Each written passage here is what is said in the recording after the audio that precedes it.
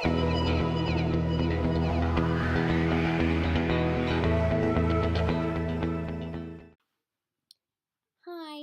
so I'm gonna make this video on tips for living with anxiety because that's the choice that won on my Twitter poll.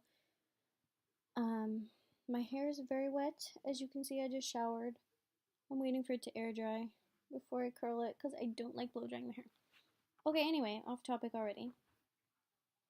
So, my first tip for living with anxiety is, well, what works for me. I'm not sure what's gonna work for everyone else, but my first tip is always have gum with you and water. That's really important for me.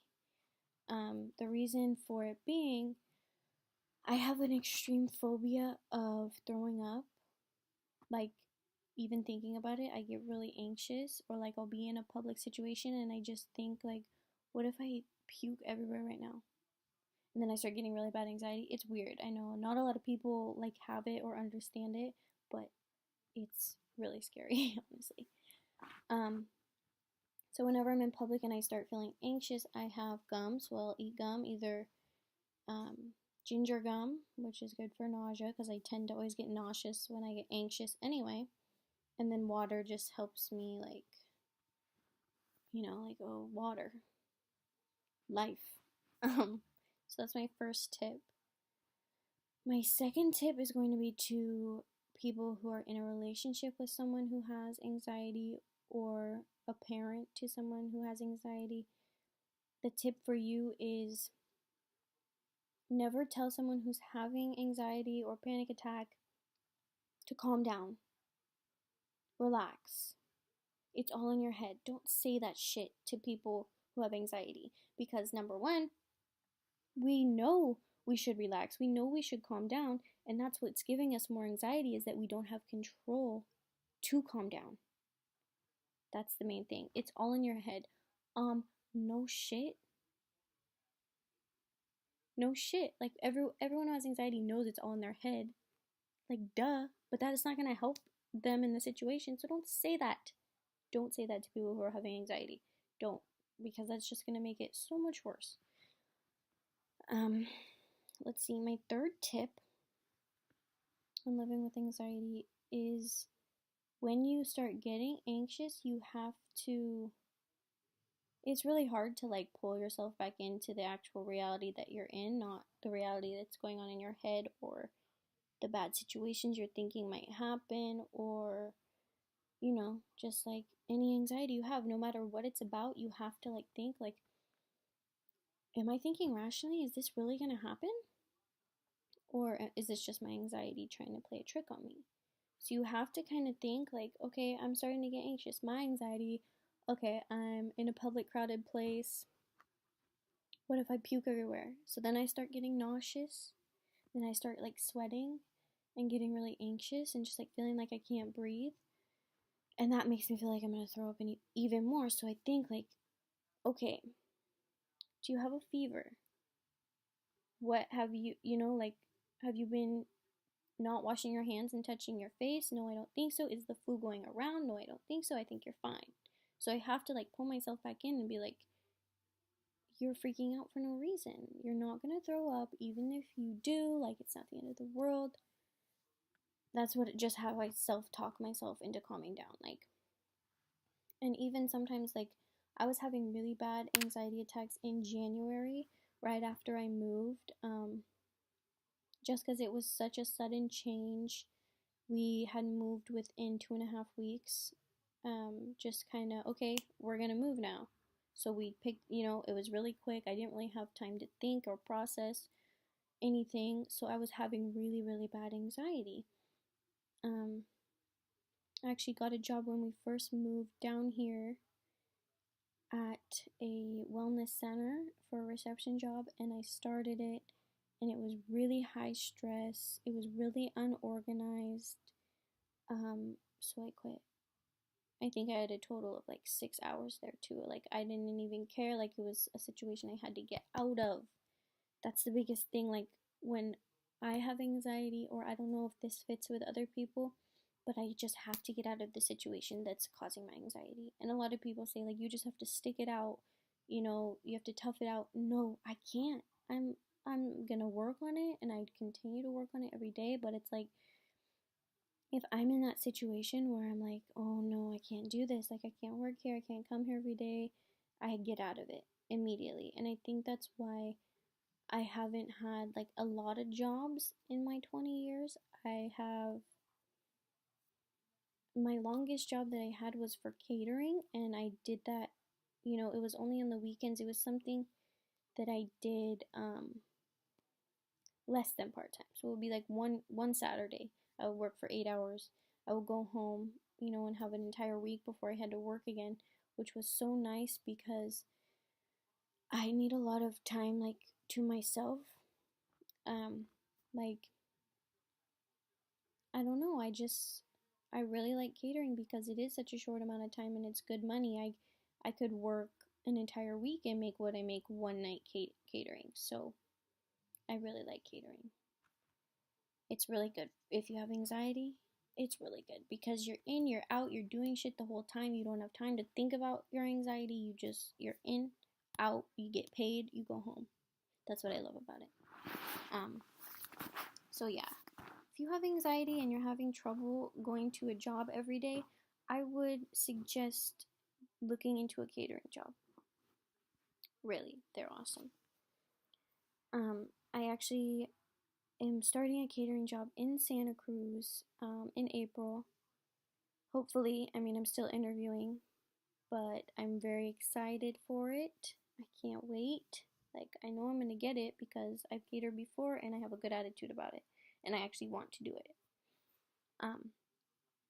Anyway, wow, I got off topic. I don't even know what number tip I'm on. But I just want to say, like, if you are someone who has anxiety or is with someone who has anxiety or the parent of someone who has anxiety, feel free to reach out to me for any tips on your anxiety, your child's anxiety, your spouse's anxiety. It's a very complex entity, and there are so many different forms of anxiety for different people. The way it manifests in your body or the way you act out your anxiety. I can either get really, really angry and, have just like yell and scream, and that's me. That's my anxiety. That's to keep me from having a panic attack. If I'm angry, I'm not having a panic attack. But if I'm worried and sad and I let that take on, then I have a panic attack. Both ways are not healthy and not good for me. I've actually been a lot better with like being angry after I stopped taking the birth control pill. No, disclaimer, I am not trying to have a baby. I'm not trying to get pregnant. It's just I was on the pill for 6 years and it made me feel sick all the time. All the side effects that you could possibly get from the pill I had for 6 years. So even being off it for the short time I've been off it, I feel more like myself. I feel happier. I'm thinking more logically, not just all the synthetic hormones driving me crazy. So yes, if you're on birth control and you have a lot of anxiety or anger, that's definitely a cause. Honestly, it's crazy what it does to your body. Anyway, that's off topic. I always go off topic, whatever. So, if you have anxiety, the number one way I would try and work with it is start seeing a therapist or a counselor. Just start it up. You'd be surprised how much it helps to talk to someone about it and get like tools to deal with it after you leave the office. I did that forever. Let's see.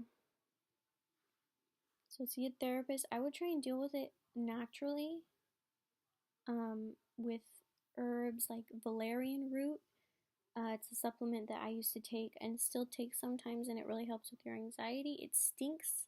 It really stinks like infected dog ears, but it really helps your anxiety. So, therapist, valerian root or other supplements. Holy basil, I've heard, is a really good one for anxiety. I haven't tried it myself. Water and gum, very, very, very, very, very helpful. Don't tell them to calm down. It's all in their head. Relax. Don't fucking say that shit. It's so annoying. It's so annoying. Anyway, let's see. Fifth tip. What can I say for the fifth tip? It's hard to like think of it on the spot. I should probably start planning like my videos, what I'm gonna say before I make them. My fifth tip is, if you know yourself and you know you're in a situation that is going to cause you anxiety, that you're unhappy at, don't be in that situation. Whether it be a job, whether it be with a person, with friends, in a restaurant, whatever. If you don't feel like that's something that's going to work for you, do not do it.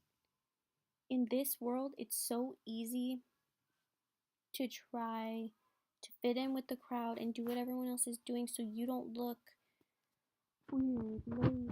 All those negative words that people say to people who aren't doing what everyone else is doing. Truly. I'm not doing what everyone else is doing. I don't even currently have a job right now. And yeah, like as shitty as that feels, like I know that it's my life and that I'm in a situation right now where I don't need to be working. I don't need to be working. I want to work. I want to be able to go to a job and not have overwhelming anxiety and cry and feel nauseous. I really want that. So I'm working towards that every single day. It's very apparent in today's society that you're less than if you don't go to college or have a degree or la la la. I'm not in college right now. My boyfriend's not in college right now. He's working at a car dealership and it's something that he likes to do. It makes him happy and I'm all for it. If I want to go to real estate school eventually. And I don't need a college degree for that. I just need a certificate. There are so many other things you can do that don't require a degree or don't require you going to college. If college isn't something that works for you, because I tried it for 2 years, then don't do it. Don't let people influence your decision on doing what you want to do. You have to follow your heart and follow your gut intuition on everything. And I truly believe that, and I really do follow that.